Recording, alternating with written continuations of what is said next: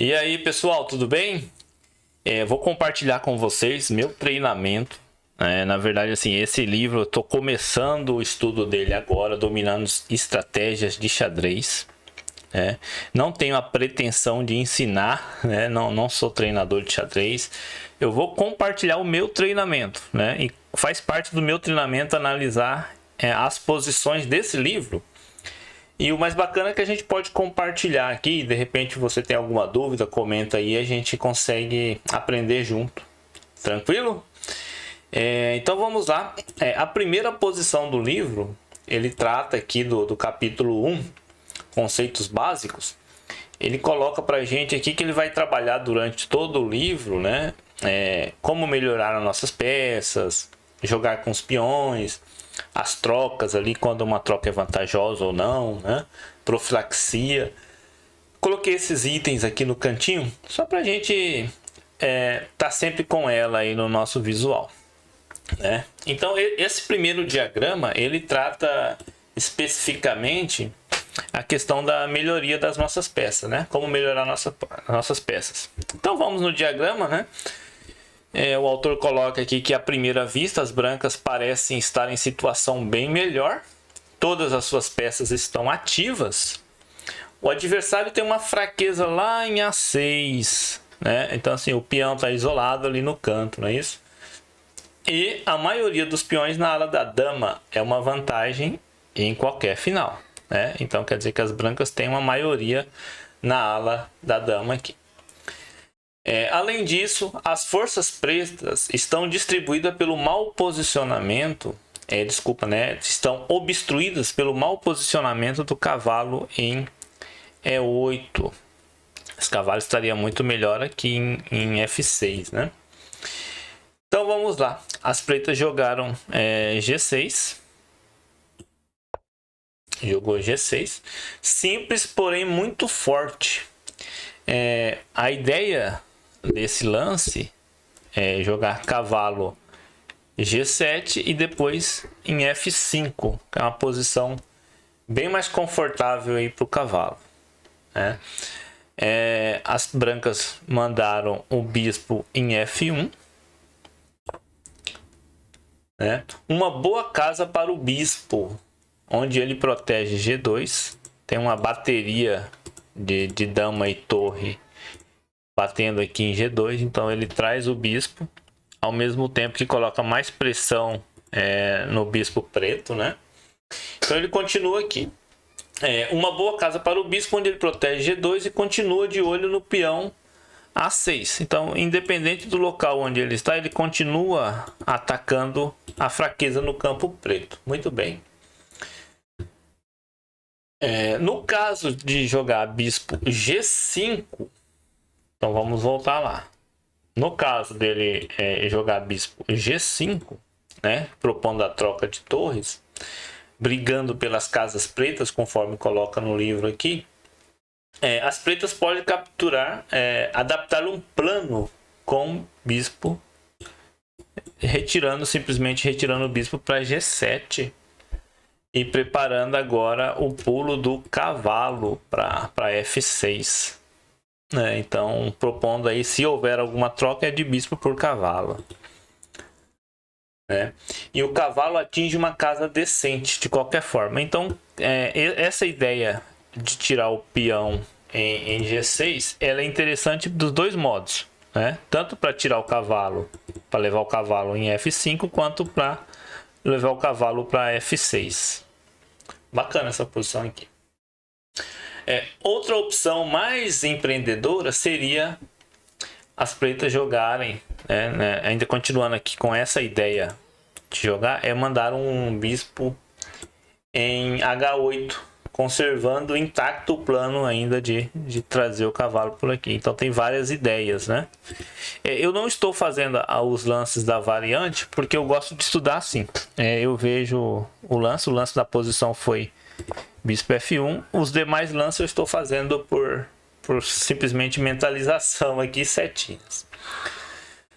Então, no caso, seguiu o cavalo G7, com a ideia que nós já conhecemos, e as brancas jogaram um lance que o autor diz que é tempo perdido, né? Ele coloca aqui a dama em H3. Ou desculpa, dama E3. H3 é mais para frente ali. Dama em E3, né? Um curioso tempo perdido. O imediato dama H3, né? H3 sim, que eu confundi aquela hora, parece mais natural, apesar de que depois de cavalo em F5, né, as pretas dificilmente terão qualquer problema. Então, voltando aqui, seguiu dama em E3. Eles que foi perda de tempo porque exatamente o cavalo entrou na posição, né, com o cavalo F5, e aí ele teve que voltar fazendo o lance dama F3. Então realmente aqui ficou caracterizado a perda de tempo, né? As pretas continuaram com torre de F em D8, disputando a coluna, né? E aí ele faz um paralelo aqui, né? Que em apenas 4 lances, a mudança da situação no tabuleiro foi notável.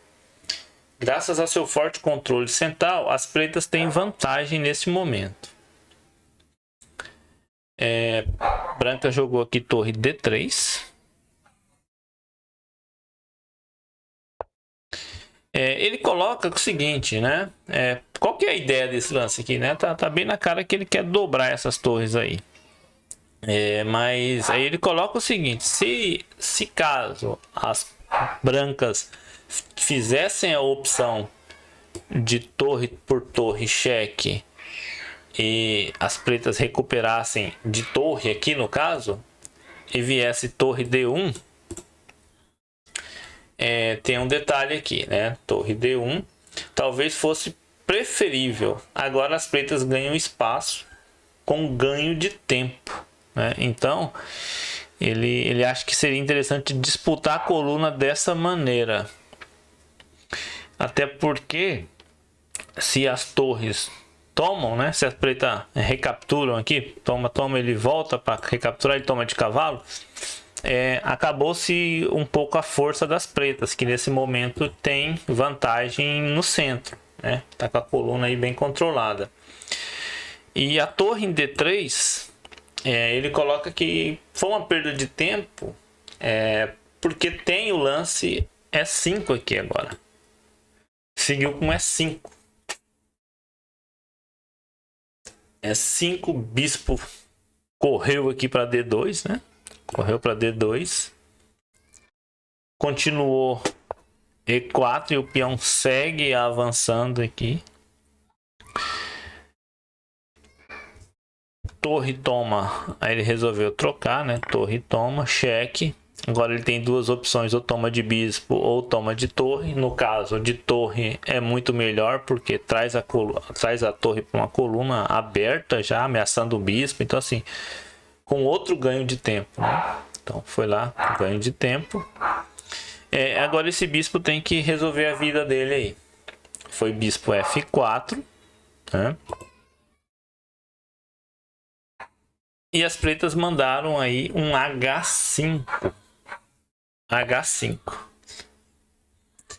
E aí vem um comentário do autor, né? Um lance sensato para apoiar o cavalo bem posicionado. Então assim, já evita o lance G4, que sem esse avanço do peão ele teria que expulsar o cavalo daí, né? As pretas... que mais que ele coloca aqui? Só um minutinho. Até eu me adaptar, pessoal. Vamos lá, né? As pretas acabaram por vencer a partida. Este é um exemplo simples de como melhorar as nossas peças e as possíveis vantagens de tal operação, especialmente quando é a nossa pior peça que está sendo melhorada. E se fazendo a comparação com o primeiro lance, né, do diagrama, deixa eu voltar aqui, ele até destacou que o cavalo é a pior peça, mas chegou no momento em que o cavalo estava em F5, ameaçando casas importantes centrais aqui, né? bem bacana ver esse tipo de análise, porque isso realmente ocorre nas nossas partidas, né? No nosso dia a dia. Então a opção de troca poderia ter sido melhor aqui. Saiu, veio. Realmente aí não tem mesmo o que fazer, né? Pra onde é que ele vai com essa torre aí? Vai ficar ruim de qualquer jeito, né? Foi uma troca praticamente forçada. Se nós formos analisar, que cavalo pega, peão pega, cavalo pega. Bispo, bispo, cavalo, bispo e torre. Não tem realmente, a não ser que tenha um golpe tático, alguma coisa aqui que não está aparecendo, que é o caso.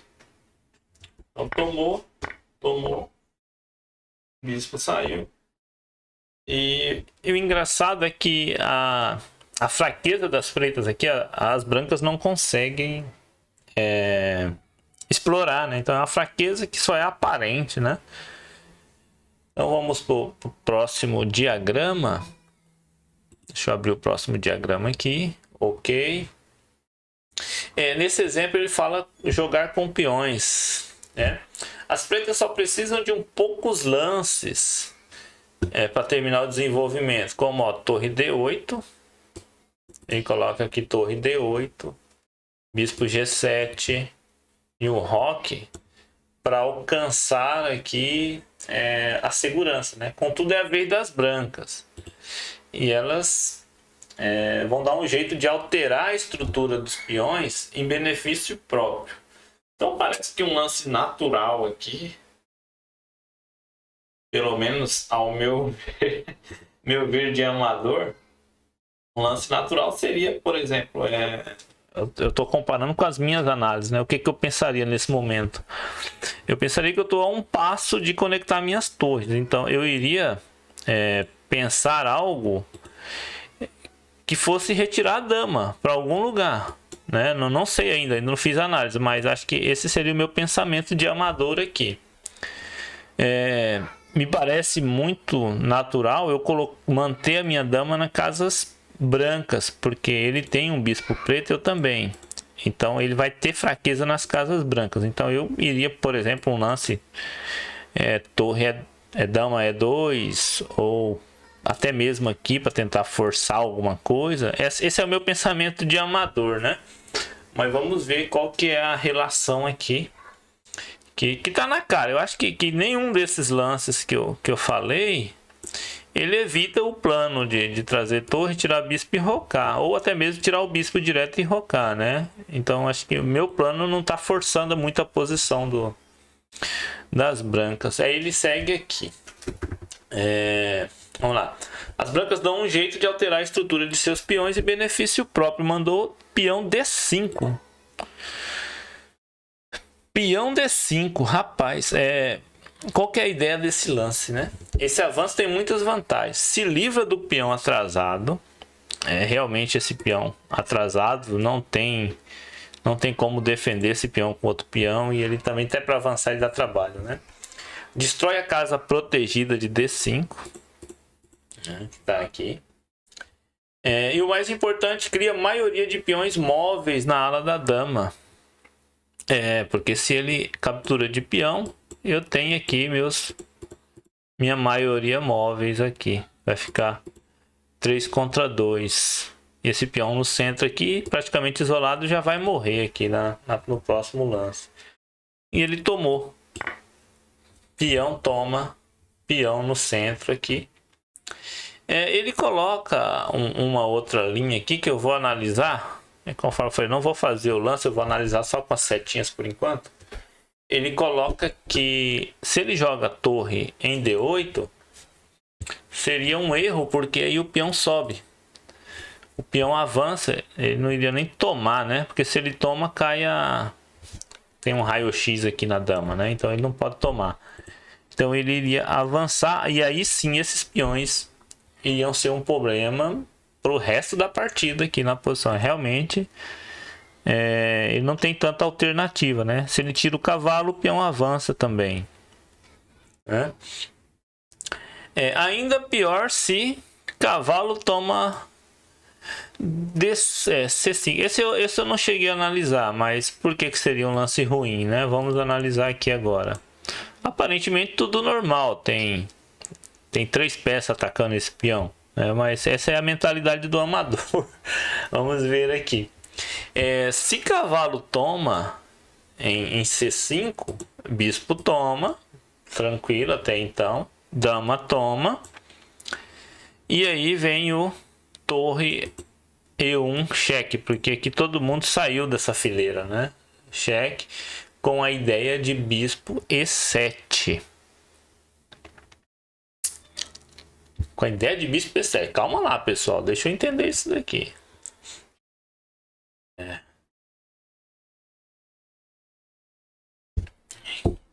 De que bispo que ele tá falando, hein? De que bispo que ele tá falando? Ah, tá. Entendi. Esse bispo em E7. Defendendo o cheque, né? Eu também tô tonto, né? E aí segue o avanço do peão. O peão vai estar protegido aqui pela dama, né? E a peça vai estar cravada, acaba aqui recuperando ali. Realmente não ia ser interessante. Ele ia trocar a peça pelo peão aqui. Então, se toma, ele ia fazer toma de novo, né? Sai um cheque, ele não vai voltar a dama para cobrir, claro. Ele tira o bispo e quando tira o bispo, avança. E aí esse bispo está condenado. E o pior que está condenado é que ele vai retomar de torre. Essa torre entrando na sétima aqui realmente é complicada. Então, para ver como funciona a mente do amador, né? Eu dificilmente iria analisar esse tipo de linha. Meu negócio seria tentar usar o básico aqui, né? Eu não sei se é um lance bom. Vamos ver o que a nossa amiga Indine diz aqui. Exatamente. Ele coloca D5 como um dos 3 lances, mas é aí que entra, né? A questão do tato humano para análise de partida, né? É um lance mais óbvio que melhora a posição das brancas, né? O computador pede dama A4 aqui também, né? Mas vamos lá. A ideia é muito interessante, sim. Ok, seguiu na posição, tomou, né? Dama toma em D5. E dama D7. Dama D7. Trocas não vão remediar os problemas estruturais das pretas. Qual que é os problemas estruturais das pretas? Ó, as brancas têm maioria na ala da dama. As pretas têm peão dobrado, né? Então, assim, estruturalmente, é até um erro elas trocarem peças aqui, né? Principalmente as damas. Aí ele coloca: as trocas não vão remediar o problema estrutural das pretas. Mas depois de torre D8, se por exemplo, no lugar de dama D7, ele jogasse torre D8, que é tentando ganhar a coluna, né? Dama C4, seguindo de B2, B4. E aí mantém essa cadeia de peões aqui na ala da dama. E pode até pensar em seguir também e os peões avançam muito rápido aqui, né? Então as pretas estão numa situação complicadinha mesmo. Seguiu aqui dama D7, torre de A em D1, melhorando as peças, porque se captura, né? Ele toma e continua a pressão e pode dobrar aqui no centro. Dama tomou, torre tomou e bispo E7 com a ideia de rocar. Ele precisa fazer alguma coisa aqui. As brancas agora tem que seguir o plano, né? E nessas posições, eu tô falando como amadorzão, tá? Por enquanto, não estou fazendo análise aqui. Tem alguns lances que, por exemplo, que passa na cabeça, como por exemplo jogar bispo em H6 para evitar o roque. Só que eu acho que daí ele pode prender o bispo aqui e fica ruim para as brancas. Então é um lance que não vai surtir efeito, né? Então é um lance que a gente já descarta ele logo de cara. As brancas seguiu o plano aqui, jogou com B4. E é o lance acertado, né? Porque ele tem maioria móvel de peões, ele tem que avançar para tentar fazer o peão passado aqui, né? Que esse peão está mais fácil de ser um peão passado. Aí ele coloca B4. O plano das brancas é simples. converter a maioria de peões em um peão passado. Opa, já tô ficando craque nisso. As pretas não podem fazer o mesmo na ala do rei. É porque normalmente quando se tem maiorias numa ala, você tem minoria na outra, né? Então, enquanto as brancas têm maioria na ala do rei, as pretas têm maioria na ala da dama. Desculpa, na ala da dama aqui as brancas, as pretas na ala do rei. Só que esse peão dobrado não... Neste momento ele não exerce grande pressão, não. Né? Ele segue aqui. Torre C8. Torre C8, né? Torre de F em D1. Dobrando aqui as torres. Né? Então assim, já está bem complicadinha aqui a posição. Né? Torre C7. Realmente, então ele já viu, né? Já viu que tinha uma fraqueza ali. E agora ele faz o que parece decidir a partida, né? Porque eu sinceramente jogaria o peão aqui, pelo menos na minha visão super master amador. Eu iria continuar o plano. O plano é avançar os peões. Eu iria seguir esse plano, mas aparentemente o jogador das brancas aqui fez um outro lance também interessante. Ele jogou cavalo em D2. A ideia é jogar o cavalo aqui em C4, né? Que visando alguma dessas casas aqui que tá um ponto avançado aqui pro cavalo, né? Olha só que ideia bacana aqui de melhoramento de peças, né? Então o cavalo está se dirigindo para a confortável casa C4. Aí ele jogou aqui F5. Esses peões aqui, a estrutura ela não é de toda ruim, né? O problema maior é que está muito próximo do rei aqui, pelo menos na minha visão master. Jogou cavalo C4, que é a ideia, né? E agora você vê que tem muito buraco na posição, né? O cavalo pode chegar em qualquer uma delas, né? Principalmente a mais gritante, ao meu ver, seria aqui no centro, né? Porque se ele entra já tem uma troca ali e o bispo cai, né? Vamos lá. Cavalo C4, ele rocou. Ele tinha aqui, ele coloca a possibilidade que ao invés do roque, se ele joga, por exemplo, o peão em F4 para dar aquela cutucada no bispo, né? Que ele chega para lá, ele iria receber um bispo D4, né? E o bispo D4 e a posição do bispo que ele agora ele está numa diagonal que não exerce tanta função assim de ataque, né? Mas se ele avança o peão, o bispo já vai para uma diagonal que tem uma pressão muito grande, né? Então esse lance de F4 ele mais ajuda as brancas do que melhora a posição das pretas. Então vamos seguir. Seguiu aqui G3. Ou desculpa, ele rocou, né? Seguiu G3. Rei G7. Rei G7. Rei G2. Todo mundo querendo ativar seus reis aqui, né? Evitar os mates, qualquer problema na última linha. Aí seguiu torre D8.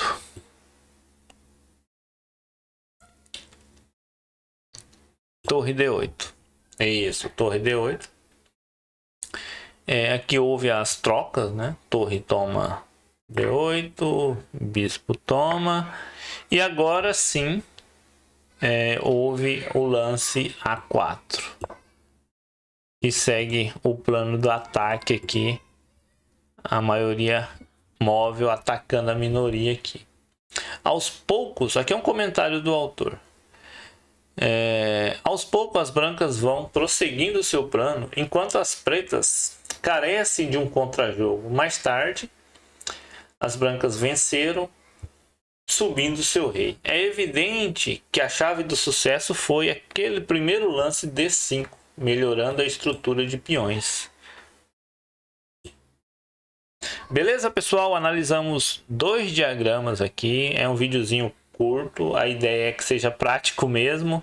Eu vou dar uma revisada neles aqui agora, mas assim, realmente o entendimento posicional, quando tratado assim com exemplos práticos, ele é muito bom. Então, até a próxima.